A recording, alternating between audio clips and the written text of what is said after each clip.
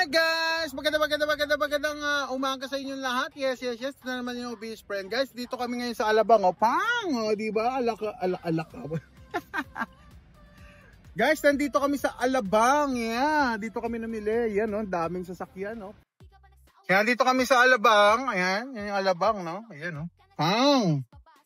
Alright, namili kami, no?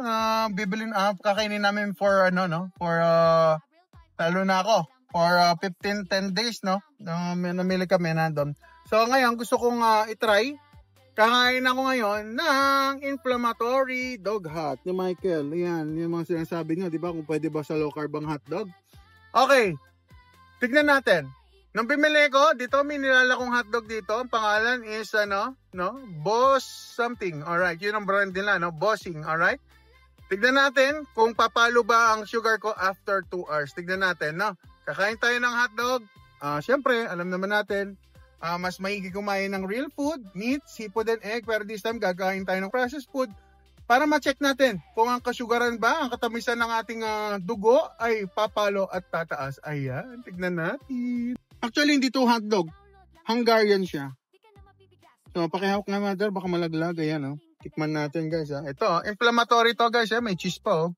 So, malamang ang cheese na ito, hindi to hindi to yung cheese na in-expect natin, pero tikman na para magkaalaman. Let's go!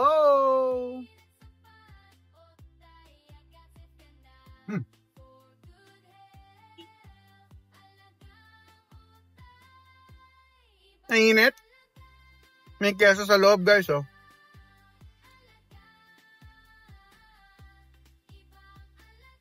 Oh.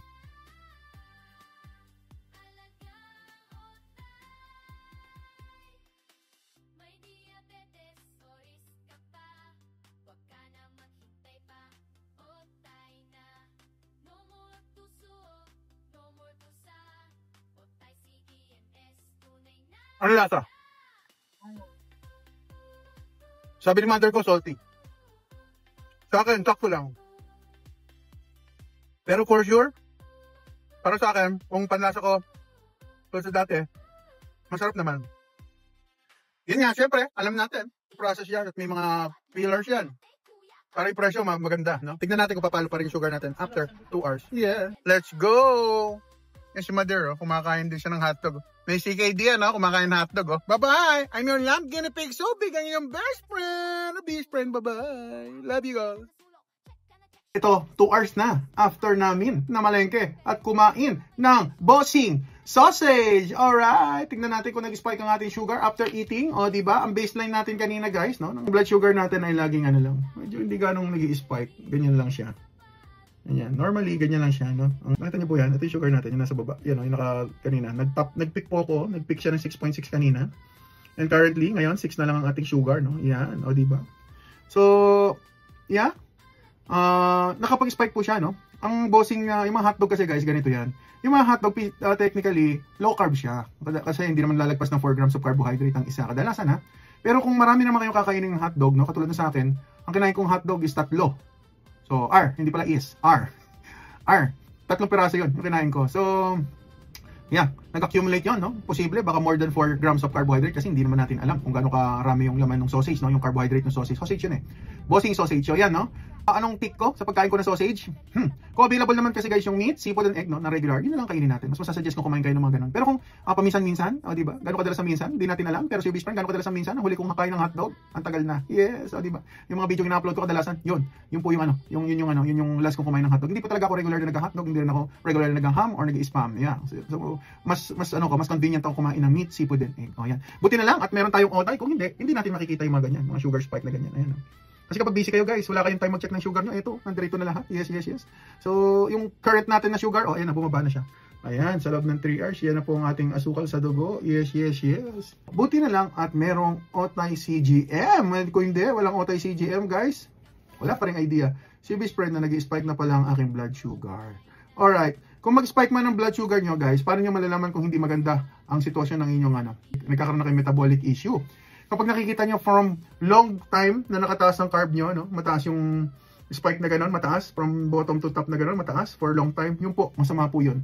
Pero kung nag-spike lang na ganyan, mabilis naman bumaba, goods lang. Pero syempre, alam naman ninyo na ang sugar spike, any sugar spike, pwede kayong mag-gain ng weight, pwede rin kayong magkaroon ng other issues sa inyong katawan. Ayan, yan lang ang masasabi natin regarding sa sugar spike. So ngayon, anong learnings ni Obese Friend? Last time, kumain siya ng kumain ako ng barbecue, pumalo ang sugar. Now, kumain ulit ako naman ng sausage, pumalo rin siya ng konti. Yes, medyo mataas-taas na yan. Kumbaga. Alright?